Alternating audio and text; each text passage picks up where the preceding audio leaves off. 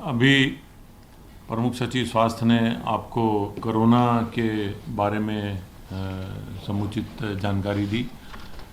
जैसा उन्होंने बताया कि प्रदेश में कोरोना का संक्रमण काफ़ी कम हो गया है और प्रदेश में अब पूरे प्रदेश में 8,000 से भी कम मामले बचे हैं और प्रदेश सरकार पूर्णतया कोरोना को समाप्त करने के लिए प्रतिबद्ध है और पूरा प्रयास किया जा रहा है। ये प्रदेश में कोरोना का संक्रमण काफ़ी हद तक कम हुआ है। 70 ज़िले लगभग ऐसे हैं जहाँ पर कि अब एक ही दहाई में मामले हैं। कुछ ही ज़िले हैं जहाँ पर दो दहाई में कुछ मामले रोज आ रहे हैं।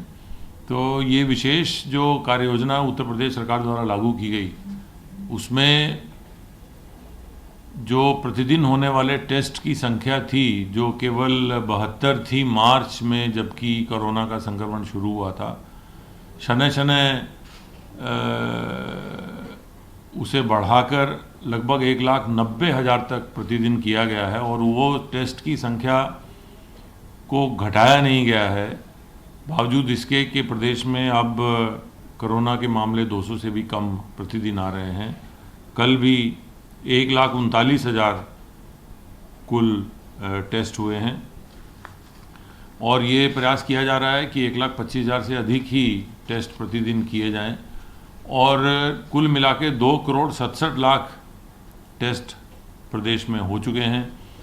इसके साथ साथ प्रदेश सरकार का स्वास्थ्य विभाग और नगर विकास विभाग, अन्य विभाग प्रत्येक घर घर जा जाकर भी कोरोना के संक्रमण वाले व्यक्तियों की तलाश कर रहे हैं, उनसे उनका हालचाल जान रहे हैं, व्यक्तिगत रूप से हालचाल जान रहे हैं। और ये प्रक्रिया पूरे देश में, दुनिया में किसी और जगह नहीं की जा रही है। ये एक विशेष कार्य योजना उत्तर प्रदेश सरकार द्वारा लागू की गई, जिसके अंतर्गत अब लगभग 15 करोड़ और 25 लाख से अधिक आबादी को से संपर्क हो चुका है। इस प्रकार अगर आप देखें तो कुल लगभग 17 करोड़ 90 लाख, लगभग 18 लाख लोगों को जो है ये उत्तर प्रदेश सरकार उन तक पहुंची है, उनका हालचाल लिया है, उनसे संक्रमण का हालचाल लिया है। तो इस प्रकार की जो एक कार्य योजना विशेष बनाई गई, उसी का ये असर है कि जबकि अभी भी कुछ प्रदेशों में कोरोना के काफ़ी मामले आ रहे हैं, वहीं उत्तर प्रदेश में निरंतर प्रतिदिन कोरोना के संक्रमण के मामले घट रहे हैं।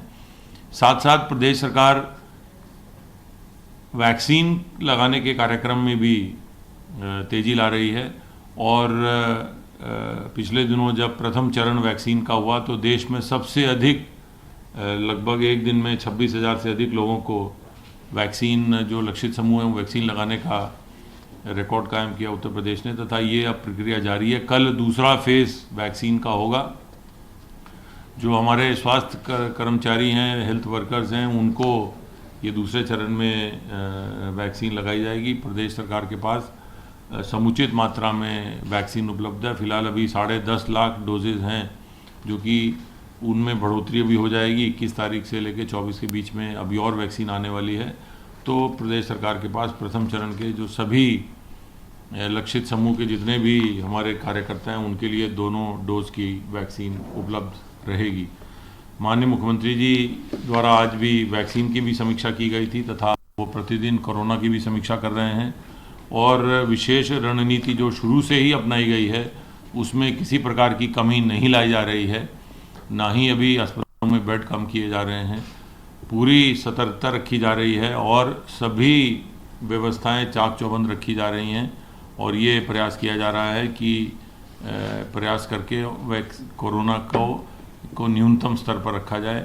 प्रदेश सरकार सभी नागरिकों से अपील भी करती है कि चूँकि संक्रमण अभी भी है, समाप्त नहीं हुआ है, तब तक जब तक समाप्त नहीं हो जाता, मास्क का लगातार उपयोग करें, हाथ धोते रहें और भीड़ भाड़ वाले क्षेत्रों से बचें, सोशल डिस्टेंसिंग रखें।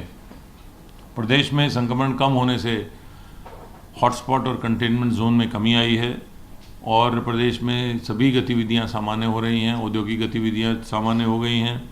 प्रदेश में लगभग 8,18,427 इकाइयाँ कार्यशील हैं, जिनमें लगभग 52 लाख से अधिक श्रमिक कार्यरत हैं। प्रदेश सरकार द्वारा विशेष अभियान चलाकर प्रदेश में जो स्थित एमएसएमईज़ हैं, जो लघु और सूक्ष्म और मध्यम इकाइयां हैं, उनको वित्त पोषित कराकर उनमें उनके माध्यम से अधिक रोज़गार पैदा करने का एक जो अभियान चलाया जा रहा है, उस अभियान में बैंकों से समन्वय किया गया है। और जहां आत्मनिर्भर पैकेज में जो पूर्व से विद्यमान इकाइयां थी, उन्हें कार्यशील पूंजी की उनकी समस्याओं को देखते हुए जो अतिरिक्त धनराशि दी जानी थी, वो लगभग 4,37,000 इकाइयों को 11,100 करोड़ रुपए वितरण बैंक द्वारा किए गए हैं।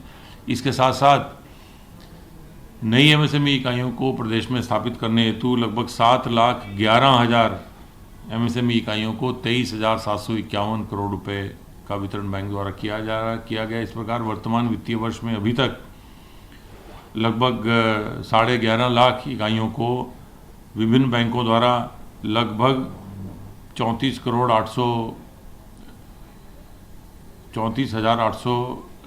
करोड़ रुपए वितरण किया गया है, जो कि एक अपने आप में एक बहुत बड़ा रिकॉर्ड है। और इसको बढ़ाकर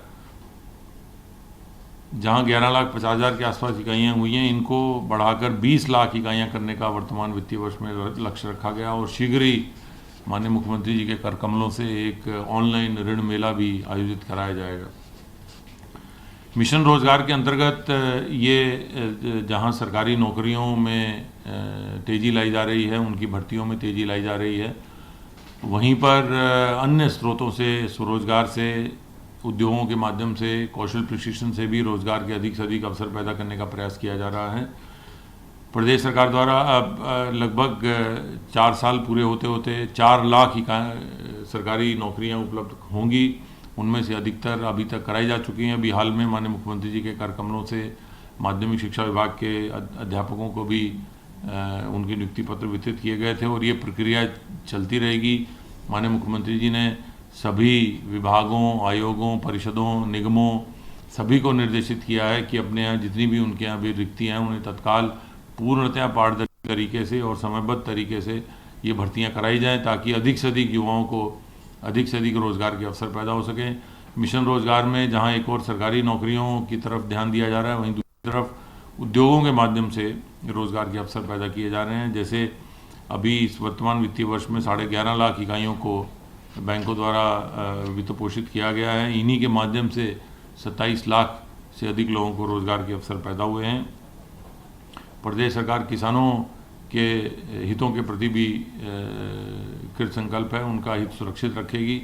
सरकार द्वारा न्यूनतम समर्थन मूल्य योजना लागू की गई है, उसे लागू भी रखा जाएगा। इस योजना के अंतर्गत वर्तमान वर्ष में 617 लाख क्विंटल धान खरीदा जा चुका है, जो कि पिछले साल इसी अवधि में खरीदे गए धान से लगभग 1.5 गुना है। इस वर्ष ये 1.5 गुना धान खरीदा जाना प्रदेश सरकार की विभिन्न एजेंसियों द्वारा ये दर्शाता है कि प्रदेश सरकार किसानों को न्यूनतम समर्थन मूल्य उपलब्ध कराने के लिए पूर्णतः कृत संकल्प है तथा ये प्रयास कर रही है कि अधिक से अधिक लोगों से धान क्रय किया जाए। लक्ष्य से काफ़ी अधिक धान खरीद लिया गया है और ये प्रक्रिया माननीय मुख्यमंत्री जी ने निर्देशित किया है। ये प्रक्रिया अभी माह फरवरी के मध्य तक जारी रहेगी और इसकी निरंतर समीक्षा भी की जा रही है। साथ साथ ये भी समीक्षा की जा रही है कि सभी एजेंसियों द्वारा समय पर किसानों को धान क्रय का भुगतान हो जाए। धन्यवाद।